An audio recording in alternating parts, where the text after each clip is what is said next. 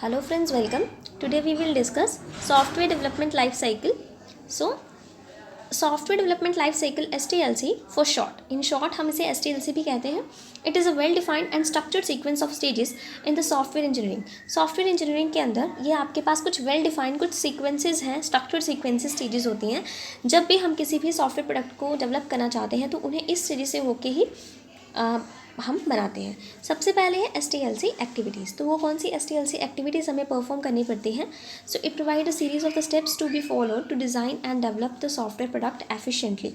अगर हम किसी भी सॉफ्टवेयर प्रोडक्ट को डिज़ाइन करना चाहते हैं, एफिशिएंटली डेवलप करना चाहते हैं, तो हमें कुछ सीरीज़ ऑफ स्टेप को फॉलो करना पड़ता है. तो ये जो SDLC फ्रेमवर्क है वो उन्हीं स्टेप्स को ही हमें बता रहा है. देखिए, सबसे पहले जो हमारी कुछ स्टेजेस रहती हैं उनमें से हमारे किसी भी सॉफ्टवेयर को डेवलप करते समय, डिज़ाइनिंग करते समय उसमें से ही पास थ्रू होना पड़ता है. सबसे पहले है जैसे कम्युनिकेशन. सबसे पहले स्टेज होती है communication.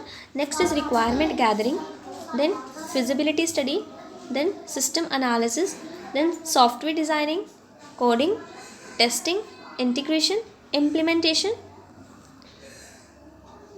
Operational and the maintenance and disposition. So ये कुछ स्टेजेस हैं जिनसे हमारे जब भी हम किसी भी सॉफ्टवेयर को डेवलप करते हैं तो उन्हें इन स्टेज से होके ही पास होके ही हम डेवलप करते हैं. सबसे पहला प्रोसेस में जो हमारा स्टेप रहता है that is communication. So communication क्या है? This is the first step where the user initialises the request for the desired software product. ये एक ऐसा स्टेज है, इतना पहला स्टेप है जिसमें हमारा यूज़र जो भी होगा वो अपनी रिक्वेस्ट जो होगी, जैसा वो डिज़ायर्ड अपना सॉफ्टवेयर प्रोडक्ट जो है वो बनवाना चाहता है तो उसके लिए वो रिक्वेस्ट जो है वो देगा. He contacts the service provider and tries to negotiate the terms and he submits his request to the service provides organization in writing. तो यहाँ पे क्या होगा, जिस भी पर्सन को, जिस भी यूज़र को सर्विस चाहिए तो वो सर्विस प्रोवाइडर के साथ कांटेक्ट करेगा और उन्हें रिटर्न में वो चीज़ लिख के देगा कि उन्हें किस तरह की सर्विस जो है वो चाहिए. Next is requirement gathering. अब देखिए, रिक्वायरमेंट गैदरिंग के अंदर क्या होगा, ये हमारा जो स्टेप है वो software development team works to carry on the project. देखिए, इसमें क्या होता है, रिक्वायरमेंट गैदरिंग में हमारी जो सॉफ्टवेयर डेवलपमेंट टीम रहेगी ये उनका काम है. इसमें क्या किया जाता है, the team holds the discussions with various stakeholders from the problem domain and tries to bring out as much information as possible on their requirements. तो यहाँ पे जो टीम मेंबर रहते हैं वो डिस्कशन करते हैं स्टेक होल्डर से ताकि वो उस प्रॉब्लम को, जो भी उन्हें यूज़र ने जो भी उन्हें रिक्वायरमेंट कही है कि मुझे इस तरह का सॉफ्टवेयर चाहिए, तो यहाँ पे उनकी कम्युनिकेशन रहती है खुद के. तो कम्युनिकेशन के बेसिस पे वो कुछ इन्फॉर्मेशन को, मतलब रिक्वायरमेंट्स वगैरह को गैदर करते हैं कि उसमें क्या क्या रिक्वायरमेंट्स जो है उस सॉफ्टवेयर को डेवलप करने के लिए उन्हें लगेगी. So these are contemplated and segregated into user requirement, system requirement and the functional requirement. Requirements are collected using a number of practices. किस तरह से जो रिक्वायरमेंट्स हैं वह कलेक्ट की जाती हैं, studying the existing and obsolete system and software and conducting the interviews of the user and developers. देखिए, इंटरव्यू कंडक्ट किए जाते हैं यूज़र और डेवलपर्स के, और साथ में जो भी एग्जिस्टिंग हमारा जो भी सिस्टम है, सॉफ्टवेयर है, उसको स्टडी किया जाता है. देन रेफरिंग टू डेटाबेस वगैरह और देखा जाता है, और हमारी collect the answers from the questionnaires. जो भी क्वेश्चंस होते हैं उनके आंसर्स को कलेक्ट किया जाता है. Next is feasibility study. Feasibility study के अंदर क्या किया जाता है, after the requirement gathering the team comes up with the rough plan of software process. देखिए, जब रिक्वायरमेंट गैदरिंग का प्रोसेस हो जाता है तो जो टीम होती है वो एक रफ प्लान जो है वो बना लेती है सॉफ्टवेयर प्रोसेस के लिए. At this step the team analysis if a software can be made to fulfil all requirements of user और if there is any possibility of software being no more useful. तो इस जगह पे, इस time पे, इस स्टेप पे आके जो टीम है वो एनालाइज करती है कि जो भी उन्हें सॉफ्टवेयर वो हमारे यूज़र के रिक्वायरमेंट के अकॉर्डिंग फुलफिल हो रहा है या नहीं हो रहा है, या फिर कोई पॉसिबिलिटी है कि हम इस सॉफ्टवेयर को, मतलब वो हमारा ज़्यादा वो ना रहे कि अगर उसको हम यूज़ ही ना कर पाएँ. तो इस तरह की पॉसिबिलिटी चेक की जाती है. If the project is financially, practically and technologically feasible for organization to take up.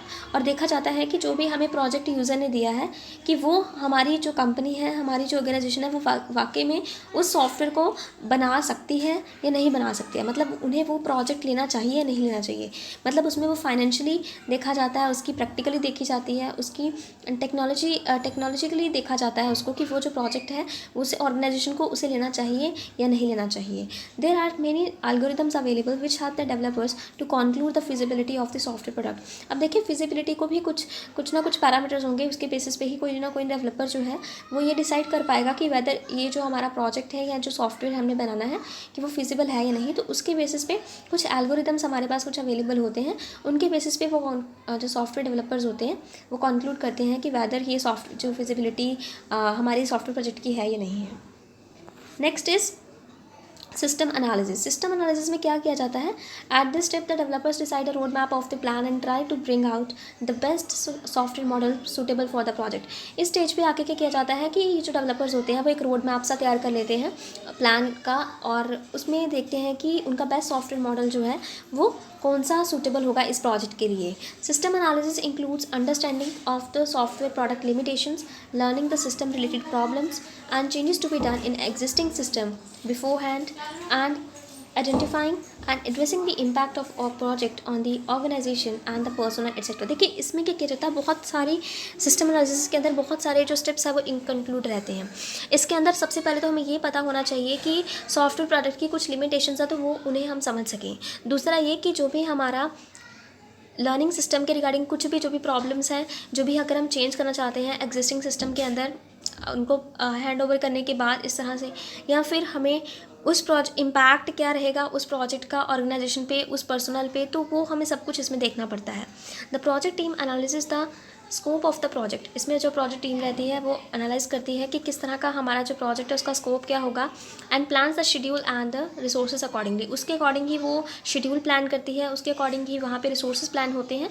सो जो सारे स्टेप्स हैं वो हमारे बहुत ज़्यादा इम्पॉर्टेंट हैं जब भी हम किसी भी सॉफ्टवेयर को डेवलप कर रहे हैं। So thank you friends, if you like my video please like share subscribe my channel, and if you have any query you can ask in the comment section, और लेटर ऑन जो भी हमारे इसके topics रह गए हैं वो हम नेक्स्ट वीडियो में कवर करेंगे। Thank you.